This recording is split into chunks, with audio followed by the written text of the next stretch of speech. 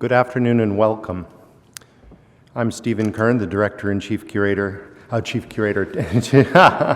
You can tell I'm still having trouble transitioning from the one area to the other. Director and CEO here at the Newark Museum. And I'd like to thank all of you for coming out to celebrate the 25th anniversary of the Korean galleries here at the museum. We don't always do a good job of tooting our own horn here at the Newark Museum. And it's really important for us to underscore the fact that 25 years ago, a decision was made to have a permanent installation of Korean art, one of the first museums in the United States to make a move of that type. And so we're here today to initiate this 25th anniversary with a fantastic lecture that's going to introduce a whole year's worth of activities to celebrate what is really a great moment here at the museum, a great moment in the history of collecting Korean art here in the United States and exhibiting Korean art, and also in relations between our two countries. The museum has been collecting and exhibiting Korean art since its very founding over 100 years ago. The current gallery reinstallation and the special exhibition, Korea, Land of the Diamond Mountains, reaffirms the museum's dedication to showcasing the arts of Korea, both past and present. For me, Korean art has a special place. I was a French major when I first was at the university. And I read a play, I think it was Bastien, one of those funny 18th century plays that we all had to read and everybody hated except me. Well, there was a character in that play called Celadon. And Celadon always went around wearing a nice light green outfit. And that's how I discovered Celadon, the ceramics that were made famous in Korea and across Asia. But that was my introduction through French literature to the arts of Korea so many years ago, sadly for me to say. But now with this reinstallation, I get to see some of the great Celadon works we have here in our collection, and I get to project a certain amount of collecting envy, wishing I had that same material in my house so I could see it every day. For now, though, we look at this reinstallation upstairs on the third floor. Is one, second in our South Gallery with an amazing collection of screens, one of them a new acquisition that depicts the Diamond Mountains.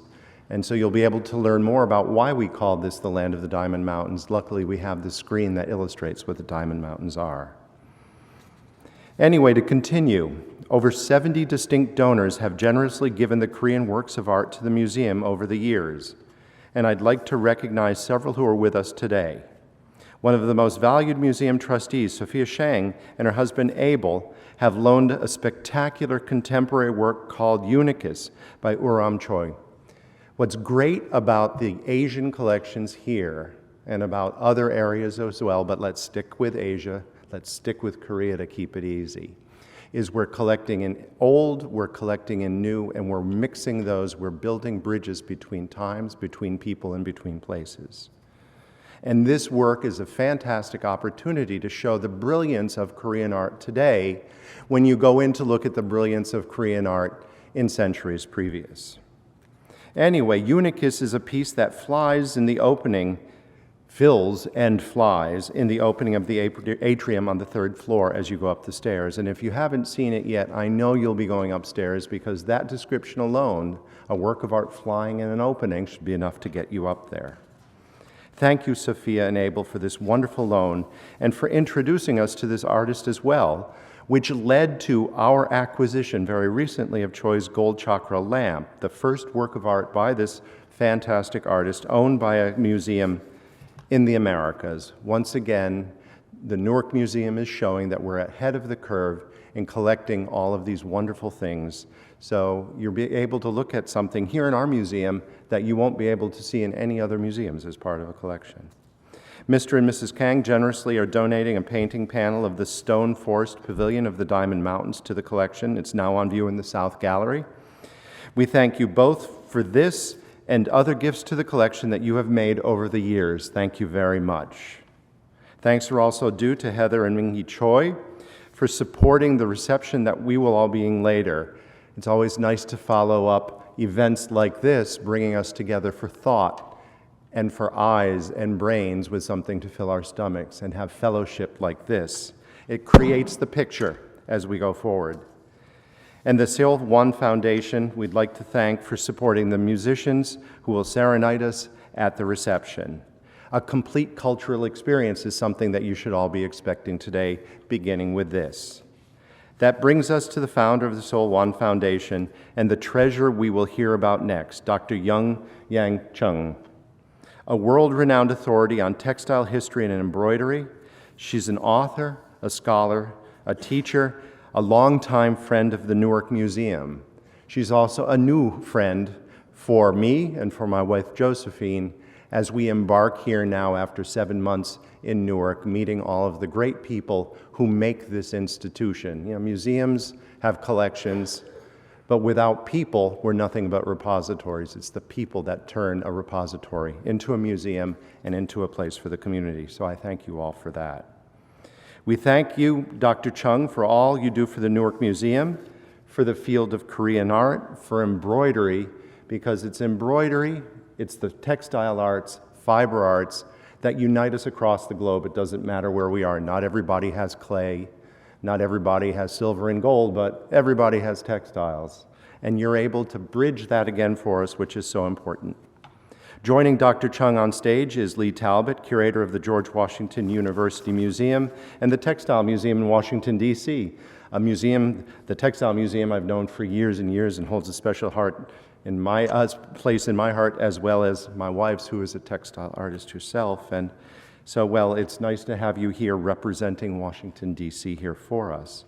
He's also a student of Dr. Chung and former curator of the Chung Yang Embroidery Museum at Sookmyung Women's University in Seoul, Korea, about which we will be hearing more in the course of this talk.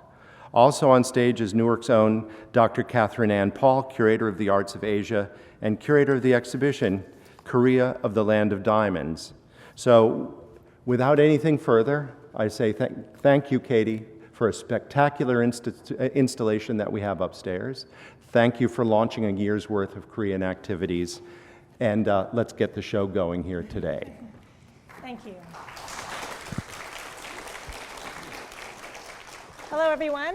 Thank you so much for being here. I also wanted to thank Sophia and Abel Shen in particular, because although Dr. Chung has been a friend to the Newark Museum well before I came to the museum, I was personally introduced to Dr. Chung by Sophia Shung, and so I thank her for that. Welcome, Dr. Chung, welcome, Lee Talbot. Since you've now heard how I first met you, Lee, why don't you tell us how you first met Dr. Chung? I first met Dr. Chung when I was a graduate student at Bard Graduate Center in New York City, of course, studying history of decorative arts. And I heard about a lecture during Asia Week on Korean rank badges by Dr. Yang Chung. Of course, I had read her book, The Art of Oriental Embroidery. I never thought I would meet her in person. And I gathered up enough nerve to go up and talk to her after the lecture and told her that I was very interested in Korean textiles. The next thing, I was in her apartment studying Korean embroidery and went on to make a career out of Asian textiles. And it's largely because of the great instruction that I received from Dr. Chung. So inspiring. And I think I can also say that from the first moment I met you, you are so glamorous, but you're so approachable. And I certainly feel very well tutored by you. And it's such a pleasure to be able to really learn more about what an amazing life you've had today. Yeah. So let's find out some more about you, Dr. Chung. So around the world, embroidery generally is an art form that is passed down from one generation of women in a family to the next generation. Was that the case with you also?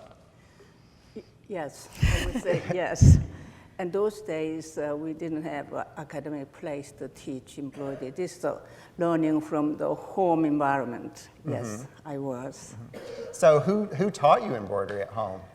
Well, my grandmother probably taught my mother, and whom I didn't see my grandmother, but my mother was a fine embroiderer, and she was a typical wife, Korean wife, who does home management, and also she was a good reader, reading all classics, and then sewing is her best interest, and probably it made her relax. So I learned from my mother not only embroidery, but sewing and making the Korean traditional costumes. Mm-hmm. Wow.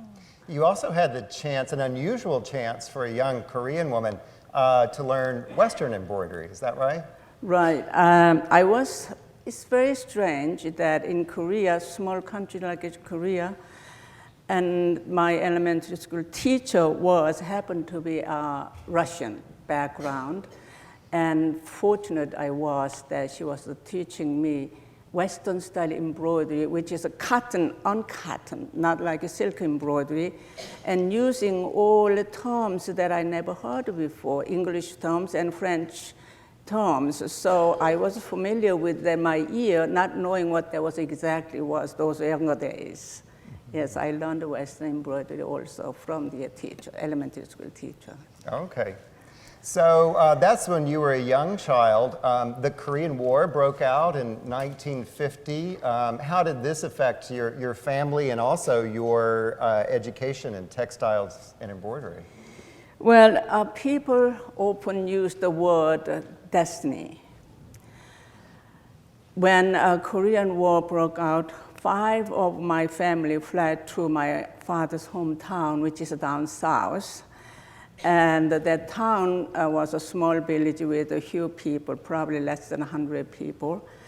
And I was there and round to face the chubby young girl of 14, and very well accepted by the girls in that town. And during the day, I think that small town living for 2.5 years probably perhaps set my life as an embroiderer.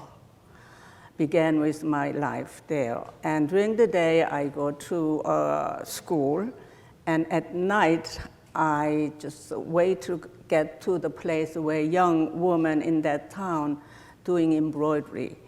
So from my house, interestingly, that place was quite far, but I was dying to go there because the 4 to 5 years senior of my girls treated me like a little younger sister, giving me all new kind of country snacks. So I have to be there. Food is such a great motivator. Right. Mm-hmm. That was the beginning of my probably embroidery as an embroiderer. Oh, okay, right. So if we can advance the slides, let's go a couple here. Next slide. Let's do one more and one more. So we were talking about, you're sitting around and learning embroidery with the women in the countryside, and here you are decades later, still doing the same, eating and embroidering and chatting. Yeah, so some things don't change. This place is at my embroidery museum in Korea. I designed this room as on the heated floor, sitting on the floor. This is a typical custom way of doing embroidery, using flat frames. And these people were almost professional embroiders doing embroidery in my school, Seoul Education Center. So once in a while, I go there and talk with these friends and students. Mm-hmm. So if we could advance one more. So now we're going back chronologically, and this is after the Korean War. So you talked about learning, deepening your understanding of Korean embroidery in the countryside. Then when you came back to Seoul, what was the situation like there, and what were your actions? Well, so as other wars, this war, Korean War, was really about almost 3 years. And returned to Seoul, and people had no jobs. It was a difficult time, especially for women, for a job place.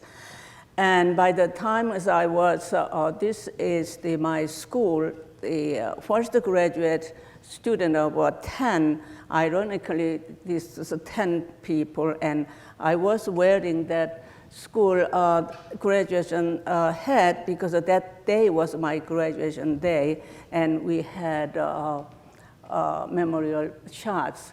You can see how that the 4 digits, 5 digits were telephone number, now it's 9 digits or something. You can see 65 how it was. My institute was the first one in Korea to train the women for the vocation. So that is, here it down, fancy word if we translate this way. All right. Well, and it's another way in which your work really parallels the kind of work that the Newark Museum does, the fact that you're really trying to teach about the making of things and not just the viewing of things. Sure. Yeah. So can we go to the next slide, too? So here are some interesting shots of you from the 1960s teaching some of your students. Right. This is my studio, school, my embroidery school. And you can see in the back that small boxes are spools, silk thread spools case, and teaching each, well, that is not good seeing those finger, but I was probably telling or something. This is my embroidery institute. All right. Can we go to the next one? Well, as you see, the date is 1968. This is on top, the second graduation, this woman. And this is a picture taken at the Women's Center in Seoul. While I was teaching in my institute, and the government approached me to revitalize the broken down building, empty building. So what I did, that I cleaned up with my students and made a place for young women to come and study embroidery. So this is a second graduation students. That's a quite a large number from the 10 students from my institution. Wonderful, growing bigger and bigger, moving into larger spaces. Well, these women those days had, most of them are from a country fled to the Seoul to get a job. But there's no job available, so unless you have some kind of skill. Right. So that place was for teaching the skills, any kind of. After I made the embroidery class, there was a hanbok class comes in, and crochet. The 7 other small crafts classes was on that building. Wonderful. So in '67, you had the chance to show your and your students' work in Japan. So can you tell us a little bit about this time? Well, there's full-grown me, my picture. Well, after I opened the school, the students' work has to find the markets in order to help them to send their money to homes, etc. So I had fortunately find a place at some hotel lobby as a gallery space. Some people gave to use that space. So I had a small gallery, exhibited their work and my work, and at the gallery. Unfortunately, that Japan, the Handicraft Association, people approached me through that gallery. So I had exhibition in Japan, 1967. And that's the ribbon cutting ceremony at the top for the opening of the gallery? Opening ceremony and cutting, Asian way of cutting the tape cutting to get in there. This is again of a women's university, which is teaching the finishing school for the young ladies. Wonderful. I also just wanted to mention to our audience who may not know, NHK TV is like the ABC or CBS or NBC. That was the major television broadcast. And so you're seeing a fabulous vintage TV broadcast shot in this image as well. All right. And this picture, this is the scene, this is Japan, same year. And all Japanese embroiderers are fascinated by me, young woman sitting there with us. So they all came around. We discuss about the differences between Korean and Japanese embroidery techniques. All right, can we see the next slide? So you were given a commendation for your help from the government, is that right? Yes, I think if anyone reads the Korean, you could find that there's 4 100,000 people at the time, 1968 in Seoul. Now it's 15 million almost. And that certificate, I just remember that recently I had to renovate a house. My children find that in somewhere hidden. So I took it out to see, thinking why I got this certificate. Still, I'm not sure, but I think I got this one for helping the vocational students and things. Beautiful. Okay. Can we go to the next slide? Oh. So this was an important commission for you. Can you tell us something about this? Well, as I said, I had a gallery, and so I had a one-man show at the 68 or late 67. And at the gallery opening, some people comes around and ask to have some pieces for the president's mansion. So at the time, as you know, that right after the Korean War, we had a new regime to try to recover from the war and so on. So I thought about and making some pieces, the fish. The fish, interestingly, my father was a weekend fisherman. And when I was young, I still always tackle around him, and fish was familiar to me, subject matter-wise.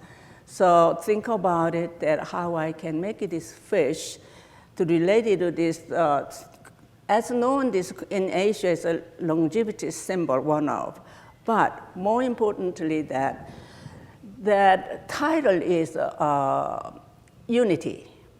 So this fish is never go around alone. They're always grouping and always unite around. So I thought about that is good thinking, I thought. So I used that and made a 67 or 68. There was housed now in presidential mansion. So this is a beautiful embroidered folding screen, what you're seeing on the top. It looks like a painting, but it's all embroidered. And your own book and words, you talk about embroidery as painting with a needle. And so that's what you're seeing here, is a beautiful painting with a needle, and also the importance of screens as its significant settings, because you have a meeting of important politicians in the presidential mansion of South Korea in the lower shot, yes? You know who that is? Well, it's the parents of the current president of Korea. Yeah, is that right? Right. Yeah. That's the father of Kern, our president, and mother, and the foreign guests. So when I received that photograph from, I don't remember where it was, I was so proud, and I kept all this time, even I was here 50 years, I still kept these photographs. Mm-hmm. Yeah, here's a detail that just shows the amazing detail and amount of work that goes into this kind of embroidery. Well, those days, remind you, I was young and very energetic. I thought I should make it something that my own way instead of following the traditional method or traditional patterns. So I thought about that, making the fish scales as close as a real fish. So I bought a fish, and it reminds you, I was very poor, struggling with financially with having 30 young women in my house. And to buy that one fish, it cost quite a sum of money, but I had to buy one. So I went to a place to buy quite far and brought back and put into my bucket to see the movement of that fish. So I did sketch it, but dumb enough, maybe I didn't have a camera, and I have to keep buying this instead of taking photographs. And this is way after I was thinking when I came here in late 60 here, why didn't I take a photograph instead of paying again? It lasts only 2 days. 2 days later, the water changed, tap water from the sea water, so that's what happened. And the techniques are, fish scales are common in traditional method, but application of this fish has some my way of doing, and this water plants entirely new idea. I was experimenting this, but it worked. Well, now life study of the fish is a great experiment too. It was. All right. Yeah, this is another screen from the same series. This was also done for the presidential mansion. And the theme is the same as well. Can you tell us a little bit about this? Right, and it sounds corny, but this is unity. So this Korean national flower is Rose of Sharon, which is a hibiscus look-alike. And this is a Korean map. The north and that side, and south, this side will be Jeju Island, will be this side, which I forgot to put it there. But so the flowers, one white flowers, I thought is good to represent south, and north is a pinkish one. But the big branch is one branch. They hope that someday will be united of other nations. That's the idea. And the typical Korean traditional stitchery techniques I used. Well, and it's such a spectacular overlay to imagine the Korean peninsula as a Rose of Sharon leaning across a multi-paneled screen, just beautiful. That's right. And it's the national flower of Korea as well, so it's a very fitting It's quite subject. large, 9 foot tall and 15 feet wide. So it's quite Hours of work. How long did it take to finish something like that? Yeah. Well, my answer, I become a little bit smarter now how to answer that. I never had a chance to answer correctly, so I figured out how to answer this. And this took quite a number of years. But 1 inch, square inch will take probably 2 to 3 hours, will be finished one, if I'm a fast embroiderer. And someone next to me twist the hand, twist the thread, then I just, sewing is probably 2 to 3 hours, 1 square inch. For So- 2 people working, wow. Yeah, so it's several years of work, right? Yeah, probably 3 to 4 years. I don't work every day, but it took quite a while. Wow, amazing. Okay, can we have the next slide? So it's fairly common in Asia for artists to adopt artist names. And so for your artist name, as you sign your embroideries, it's Seol Won. So can you tell us a little bit about that? Well, I was young. This is about 21 or 22 those days. And I had some commission from important figure in Korea. And he thought that I was cute and good, so he thought that I should live clean and comfortable, pure way. So he named the Seol Won, meaning you know the Seol Won, you both know the word, so you could. All right, Snow Garden. Very Right. poetic, beautiful moniker. Yeah. And that name lives on today with your foundation, which we will be talking about shortly. Right. So we have the next slide. So here we have a fabulous gift that you gave to the collection in 1999 of this beautiful green silk jacket with gold and this wonderful portrait of you wearing that same jacket at a very important event. Could you tell us a little bit about the event? Yes, this is 71, I think 70. I was actually invited at Dry Goods Association, which is related to Lord and Taylor organization, to exhibit my work in Stewart Company, something like in Baltimore. So those the important figures are, I think Peabody Institute chairman. I don't know, I don't remember it, but I was wearing that jacket. I thought I should present myself as important, so I made that tangi is one, the traditional one at the court, female's court outfit. So I made this green. And more importantly, one more fact, the importance of that tangi is in 60s, the new material discovered, the polyester, not silk. So I thought that the polyester time should be sometimes be important. So I thought about housing in the museum. So this has a yellow skirt with that and gold stamped. So it was a good marriage, since the Newark Museum is interested in collecting contemporary costume, that we collected polyester before other people were willing to collect polyester. Exactly. It's very important, as you know, the Miyake had the polyester at the same time, had exhibit at the MoMA about 5 years ago. All right, so in your writings, you'd mentioned that as a child, you used to dream of meeting the Prince of Persia, and you never thought that needle and thread would actually enable you to do so. So here you are meeting the Shah and Empress of Iran. Can you tell us a little bit about how that came about? You don't believe it, I was a kind of a tomboy when I was 9, 10, and we had 2 other sisters, and I'm a middle. And we lived, my parents lived the house, traditional house, a modest way, and father's room and mother's room. Here, in between, there is a wooden floor used as a living room here. So in summer days, the whole family get in there for snacks, and my mother brings her notion box and sewing, and children were reading some books or cartoons. I was the middle one, always think she is smarter herself. So I was reading cartoons like Flying Carpet or Baghdad Prince, some sort of that. So my mother, as I told you, my mother was quite a literary woman who never went to school, but she was studying at home, which is a usual case for a Korean woman.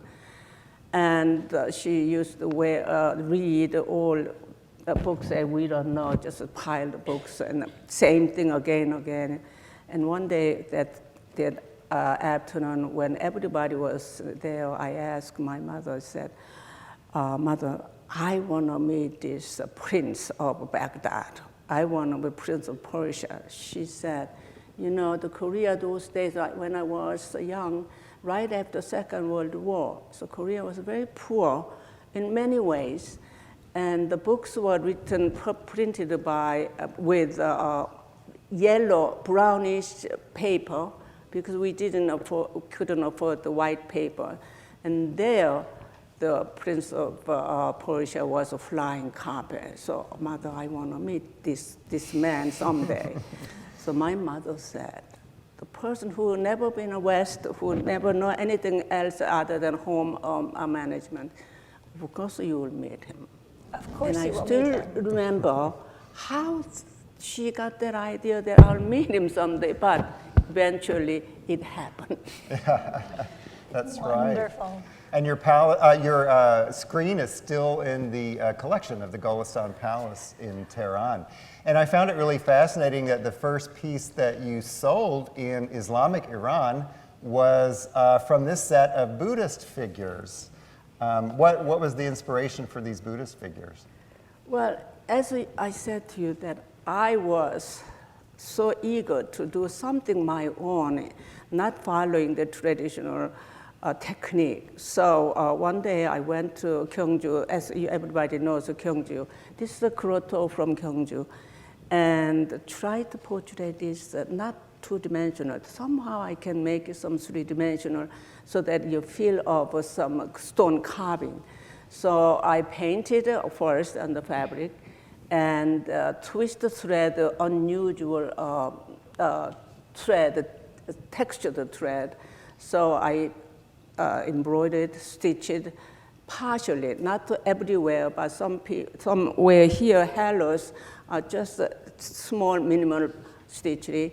So I thought that it will work. So what Iran, they purchased one is that Unjin milk, which is about 20 feet tall. And so I made it as much my life size. And so I was exhibiting in Iran, 1969, and purchased by mother of Farah, Queen Farah Diba. And after that, I was thinking, my God, I sold Buddha figure to that country. But it is one of my works displayed at the museum, what's Goldston? Golestan Palace. Palace. And just so that you all know, these figures are so important in Korea. They're UNESCO World Heritage Site, and so and she has done a contemporary recreation in embroidery. It's as if she was recreating Michelangelo's David and Dying Slades, only these are much older in Korea. So these are incredibly iconic images that she has reinterpreted as a contemporary piece that clearly spoke to the Shah of Iran, who wanted to keep them in Iran. All right. Yeah, this is to mention that it's a minimal embroidery on the top. So it's much easier to embroider. Okay, grab the next slide.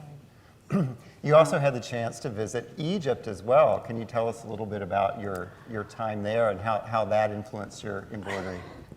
Egypt, with me, is always a fascinating place. When I was studying in United States, not Korea, I tried to find the origins of embroidery. And I was told to many people that Egypt is the origins of embroidery, not knowing there was not silk, but there was that. And 1969, I was invited in Persia to exhibit it, and from there, instead of coming back to Korea, I just took a trip to Egypt to find the fabrics and embroidery, which I failed because I didn't know there was not the time women can go around town. So I went there, bought lots of cotton fabrics, beautiful silky cotton fabrics and thread.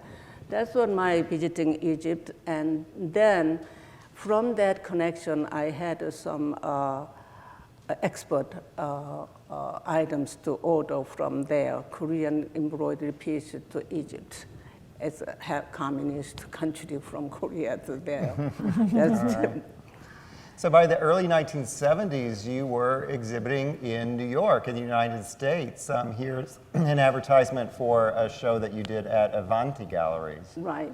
That Avanti Gallery is, as you know, that is a gallery for paintings. But somehow that owner of Avanti Gallery was interested to see the Korean embroidery. Some embroidery like the graphical. I made some different type of embroidery, all kinds. And the reason we had that, I was so anxious to have exhibition at Crafts Museum in New York with 54th Street. And at the time, unfortunately, they were on plan to have a renovation that. So I lost the chance. So instead of I had exhibition here. Mm-hmm. Okay, can we have the next slide? So here you are exhibiting at NYU. So you ended up staying in New York. Right. Can you tell us about your early time in New York?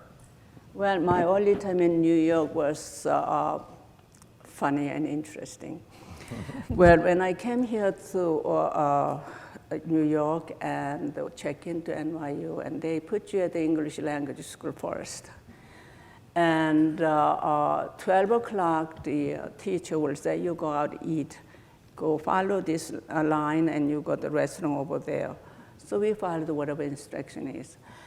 I made so many mistakes in the school days because first, the cultural differences.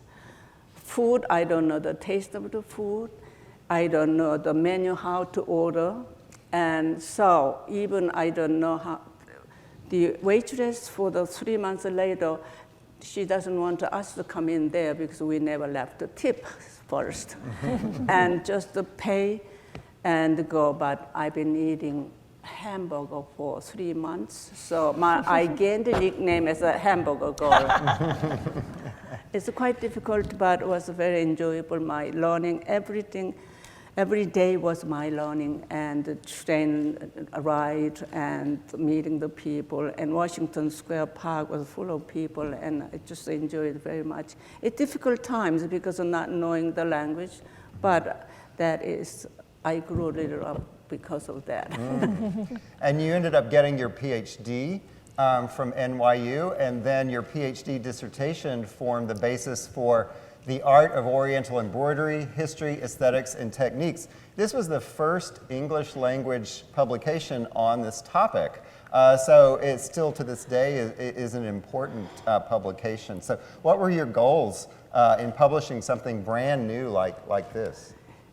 You know, when you ask what was my goal, I had no idea the goals, whatever planned, but one thing I was so anxious to explain and about embroidery.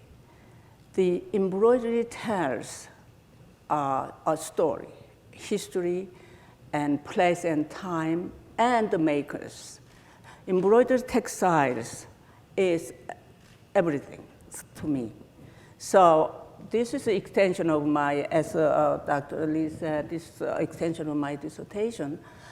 But moreover, I wanted to public to understand the art of embroidery and its importance in the human development in the world.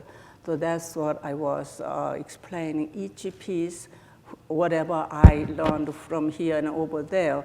So, and after that, it didn't do everything what I wanted to do. So that's what that much. Yes, as I said, embroidered textiles tells a story. History, place, time, and the makers, and history goes who wore this.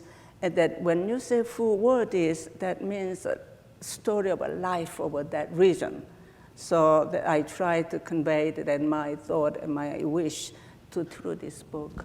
That's right. That's right. And you had many approaches for spreading knowledge, understanding of Asian embroidery, not just through publication.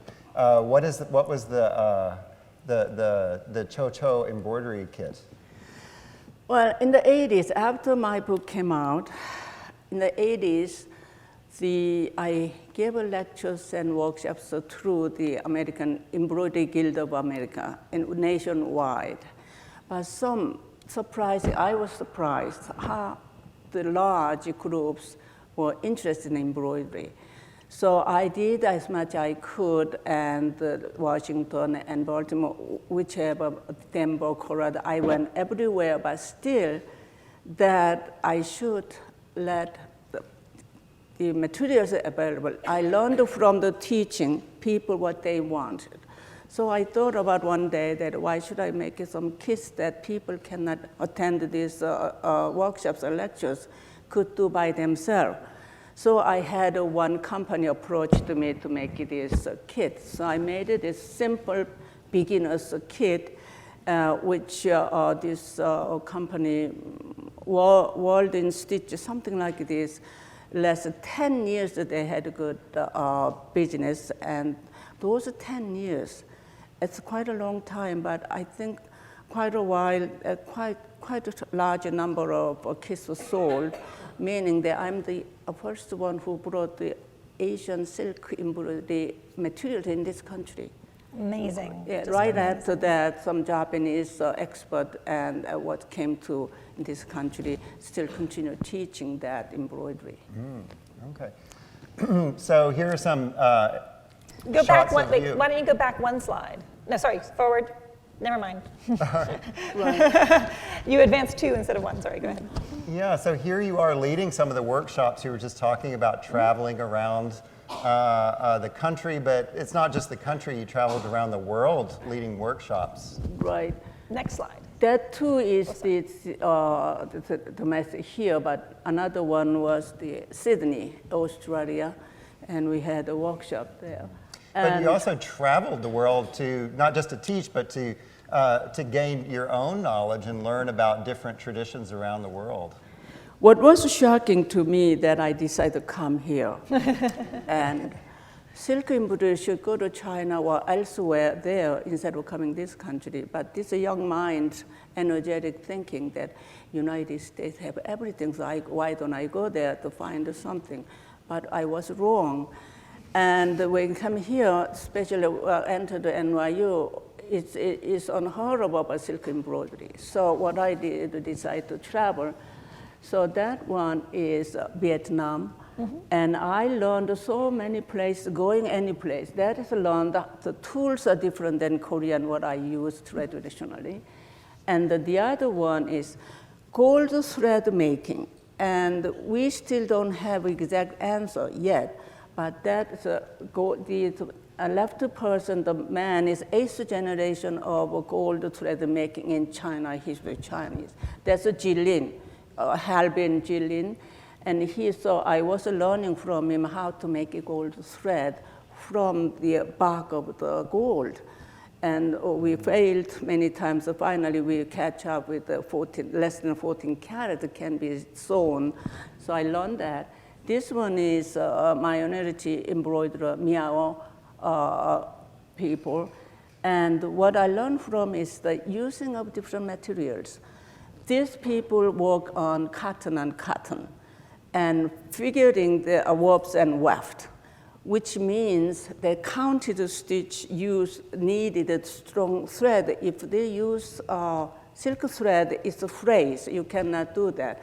So what they do is that they glue the thread, and natural glue they picked from the tree. So that I learned. That is interesting. Who is the Mongolian? Who is from New York? You can see that. Those days, you have to have a money belt here. So that's all look alike, 3 of them same, but except the Alaskan head, I picked it up at the airport because of wind. That's Mongolia, husband and wife. Okay. So in 2005, you published your second major publication, which Silk and Threads, A History of Embroidery in China, Korea, Japan, and Vietnam. So how did this project come about? You know, and still I'm not done everything. I still have dreams to more, but I covered the Vietnam, China, Korea, and Vietnam, and had quite strong influence in Chinese influence in politically and culturally in many ways. But while I was working on insignia of court officials, I had to include Vietnam because Vietnam and Korea, China, 3 countries in the worldwide use the insignia put in front and back. So I went, Vietnam I included. But what I learned from this is that writing this, learned so many things that regional characteristics, even same techniques, same material they use, all they have their own way of interpreting their feelings and expression of that embroidery pieces. Amazing. And you still travel the world and look at museum collections. And we're very, very fortunate that you came to look in our collection storage and looked at this amazing piece that the museum received in 1934 from the result of a trip to Korea in 1905 by the donor. It's very unfortunate in Korea we had wars. And so the collection, we have important collections in Korea National Museums. But this special piece, a collection at this museum, and is so intact. Look at that jade funerals on top, nothing missed. And the other day I was inspecting this and find I have never seen such a beautiful condition and saved this museum. And also it has royal family crest in the back, 2 of them. So, and in the front, there's buttons and has a royal crest. It must made in the court for court use. So definitely it is no question about using the King Sejong or Naesunjo. And this is one of our earliest embroidered pieces from Korea in the collection that came into the collection in 1927. Embroidered on front and back, the same piece. It's this, as I said, embroidery is not just the sewing. It's expression of makers. And especially that's made in northern part of Korea, and explain that long life and luck forever. the other side, the Yang Chung is forever. And we know how it was, where it made, because it's a Pyongyang. It's a Pyongyang Tehran, which means Tehran indicates the late date of Korea. The great empire of Korea. It is the museum collection. And for your viewing pleasure in the South Gallery, this spectacular gift that you gave to the museum, the back of a beautiful embroidered wedding robe. And the book that we just talked about, Silk and Threads, is by far the most detailed English language explanation of the history, the aesthetics, the designs that are used on Korean wedding robes. And this is based on her decades of travel and looking at pieces from around the world. And that is the front that you would not normally see, but it's amazing. When we were talking about the piece, she keeps telling me more and more wonderful information about this robe. So the file keeps getting longer and longer, but all from your head. It's amazing. So in 2004, you founded the Yang Embroidery Museum, which is at Sookmyung Women's University in Seoul. So what led to the establishment of this museum in Seoul? Well, it's a long story short. I am still I am energy. I have full of energy. When I was traveling in the early 60s, I started collecting in the 60s. The first piece I bought in Iran was the 60s and of textile. And when I was doing it, the museums or collectors it's rightly that cannot touch or open anything. The reason I have to open this study is that unfortunately there's not much reference to me to work on it.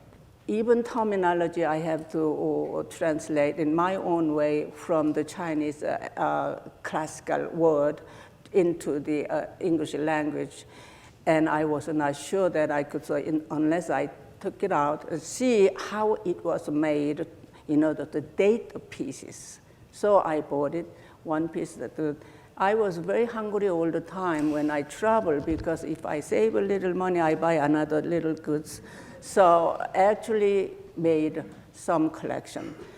And then I know how difficult it was, especially in Korea. My days, there's no woman travel allowed, no fund to buy the collections. So I thought about many things. Instead of me having my place, and I thought it should be look at the public place. So I decided to give an institution where 103 years ago, the institution was built for strictly women's education, the Sookmyung Women's University, and focusing on women's home economy. So I decided to give here to do other textile interest scholars to study without traveling like me everywhere like mad. So I decided to have to give this museum. So this is just a couple of really early examples of embroidery. This, the one on the top is a 4th century BC from China. This is a bronze mirror with a embroidered silk cover. And the lower left is from China, but it's a fragment of a Zoroastrian textile from, I think, around 8th century or so. Later than that, yes. Yeah. Yes, the time. Yeah, this, as I said, recently I got a letter saying, in the world so far, 3 pieces embroidered backing bronze mirrors existed, known today. So one of it is mine, and that is chain stitch, which my elementary school days, a Russian teacher taught me there was a chain stitch. Look, I didn't know how does it look, but she said this is a chain stitch, do this way, and hook this way, so the chain stitch. I find the chain stitch far later in China. Mm-hmm. And of course, these are rank badges, and you talked about this connection. We see a Chinese, a Korean on the right, and a Vietnamese in the lower one. So throughout your writings and also in the museum, we see these connections between cultures, the way they interpret similar motifs, but they interpret them very, very differently. Yeah, as I said earlier, the regional characteristics here you can see. Here, the Vietnam and the vibrant colors they use, and also local interpretation of patterning. And the willow trees, which doesn't have this Korean. The Korean has clouds, and the main figure, the white crane, which symbolizes the civil officials. And Chinese, and later, but it has also the natural forms of the pattern, but it's a different coloration and this. So 3 different, there's a museum, we had exhibition. So this year, your museum is celebrating its 10th anniversary, and it's been an incredibly active museum in terms of scholarship. These are the covers of just some of the publications of exhibition catalogs that have been printed at your museum. So it's made a great contribution to scholarship because these are published in Korean and in English as well. So the whole world can benefit from what's going on there. Next slide. Next slide. There we go. Okay. Oh. Oh, if someone can read it. Well, let's go on to the next slide. Yeah. And the establishment of the Seol Won Foundation. That's The other one, fine, I could talk about that for the Sookmyung Women's University. Okay, we go back one. There we go. This is Sookmyung Women's University. This 103 years old, 1906, they established the university where my museum is there. They honor me as an honorary doctorate, but interesting thing is that it is on top. 17th, I am the 17th receiving this doctorate during the 103 years. The 17th individual in 103 years for your honorary doctorate. Amazing. I find out later. When I was receiving, I didn't know what they was. The details, yes. It's quite wonderful. An honor. So your foundation was started with the mission to enhance public knowledge and appreciation of world textile arts and contemporary craft and promote cultural understanding among peoples East and West. It says everything. It does, it does. That's right. Well, let's look at some of the activities of your foundation. We'll just, for example, you've been promoting Korean art in the United States. And in fact, the artist Uram Choi, whose work we discussed earlier, we have 2 pieces on view upstairs. You were a sponsor of his one-man show at Asia Society, and as was the foundation. So these are some of the pieces that were on view at Asia Society for Uram Choi. And Korean Eye, which was at Museum of Art and Design, which introduced a lot of new Korean artists to American audiences. Next slide. Well, this Korean Eye, Back one. well, the Museum of Art and Design in New York, 59th Street, I think everybody knows. That place is for everyone's, whoever I have ideas, and that museum is for everyone's creativity you can exhibit. That museum brought 21 Korean talented artists, started from London and New York.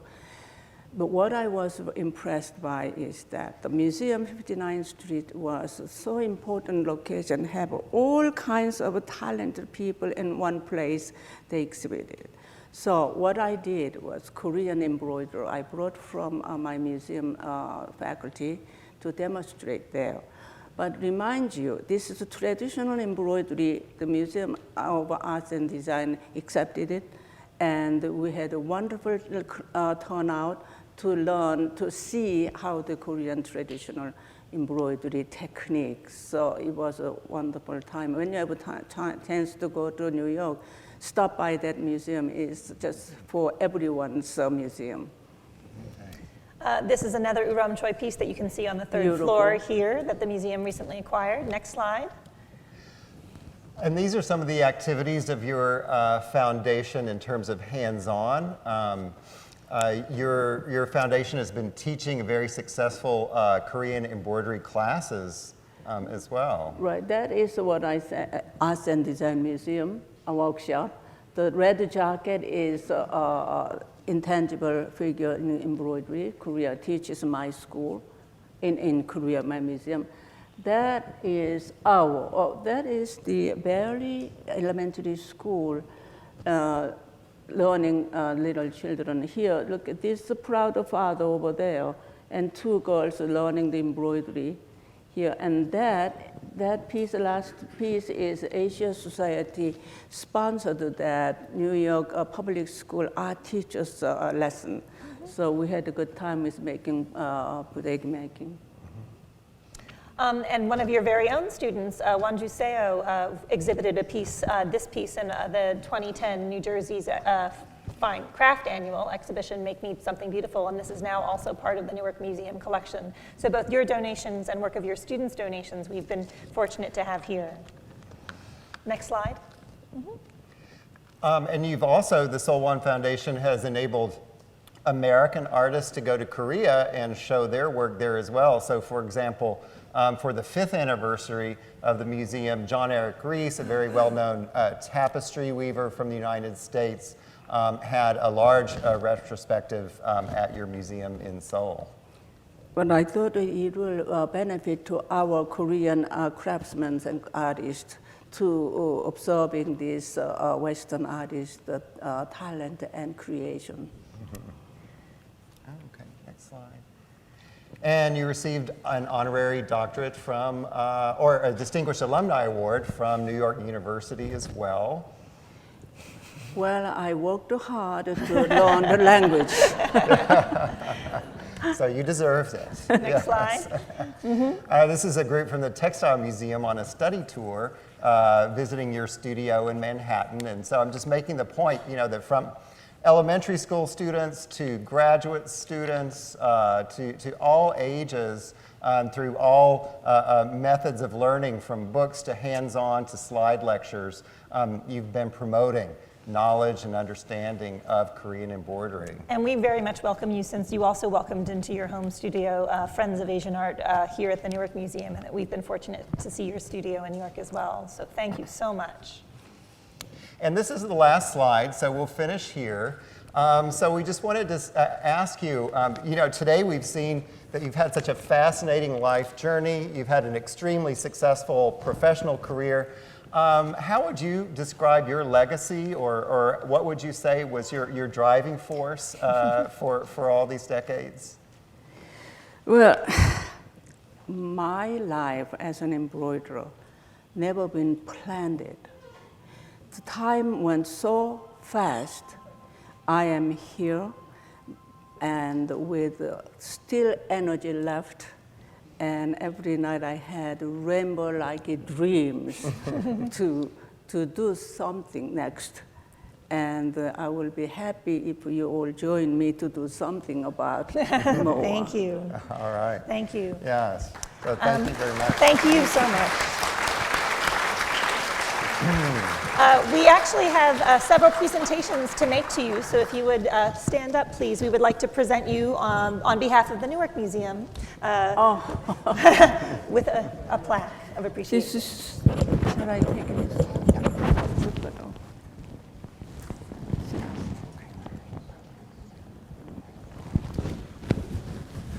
I would just like to say thank you for that. I read a biography of yours when I first got here, and it referred to you as a Korean national treasure. I think you've demonstrated you're not just a Korean national treasure, you're a global national treasure, and you make the human spirit soar. Thank you.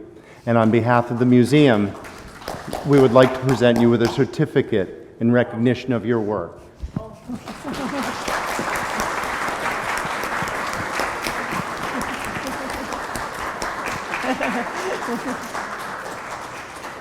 And we are not the only ones who want to present things to you, so I believe we also have a representative from your student body who has brought their own certificate. Here, I can take that. So. Hello. The Seoul Won Foundation Embroidery Class of 2013 presents this certificate in appreciation to you, Dr. Chung Yang. We salute your extraordinary talent, creativity, and sense of beauty that has taught us to become the golden hands. Your professorship enriched our lives in ways that we could have never imagined. It is truly an honor to be students of an outstanding scholar, master embroiderer, an educator, and an author who has made invaluable contributions to the world of textile arts. Congratulations. We will always remember this day, September 21st, 2014. Thank you.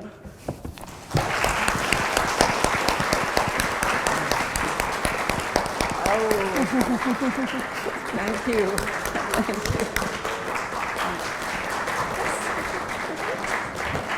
But that it doesn't end there. We have yet another presentation for you, and if you would step forward briefly, if you would please come to the stage. Dr. Chung has also been very generous with the Korean History and Culture School. And so on behalf of the students who have benefited from this cultural education, they would like to present this, and I will read it. Thank you very much.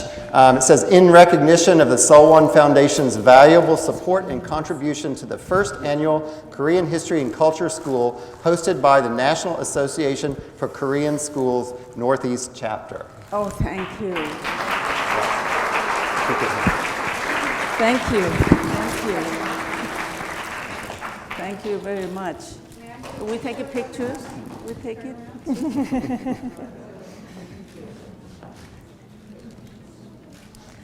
Thank you. And we knew about the Thanks. first three. Can you help? Can you take those from here? Pardon? Oh, never mind. But also, Sookmyung Women's University in Seoul sent these over to honor you. So just a picture with you. And Lee, would you come have a picture also with Dr. Chung and the flowers, since you were curator at Sookmyung? It's very heavy. Come all together. Come all together. Why don't you also, if you would please come back up. So a wonderful photo documentation of the event today. So thank you. Here, come here. Come on, closer. Beautiful, beautiful. Thank you.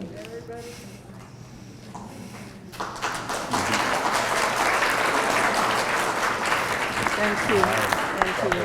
So thank you all very much for coming. I know that some of you had a little traffic getting here, so it's lovely to see many of you here again today. I wanted to thank once again Sophia Chung for her introduction to Dr. Chung, as well as your loan of Unicus in the gallery. I also want to invite you to enjoy the amazing performances. Some of you were here earlier when you heard the musicians tuning and warming up, but there are some spectacular musical performances sponsored by the Seoul Won University, and they will be conducted by Ji-Won Kim, Summer from Antonio Vivaldi's Four Seasons. With I hope you all have this program. If you don't, please pick up a copy of the program. Jae-yi Kim on violin, Jin-Hwan Kim on viola, Ju-Hwan Kim on cello, Duk-kyung Kim on piano, and then we will have the Gumgansang player, a composition, Gumgansang, which is a perfectly fitting because that is the Diamond Mountains, that is honoring our Diamond Mountain theme of the museum, by Young Sub Choi, with a tenor, a beautiful voice, amazing voice, Jun Lee, accompanied on the piano by Eddie Lee. And then we will also have a piece called Arirang Grace, which is arranged by Yi Jung Hwang, with Ji Young Kim on viola, Jin-Hwan Kim on Ji Young Kim on violin, Jin-Hwan Kim on viola, Ju-Hwan Kim on cello, and Duk-Kyung Kim on piano.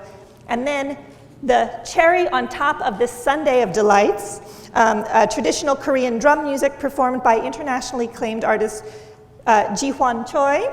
Thank you again, Heather and Mingi Choi, for sponsoring the reception, and I please invite you, all of you, to join us up in the Engelhardt Court for this spectacular music and reception. Thank you, Dr. Kim.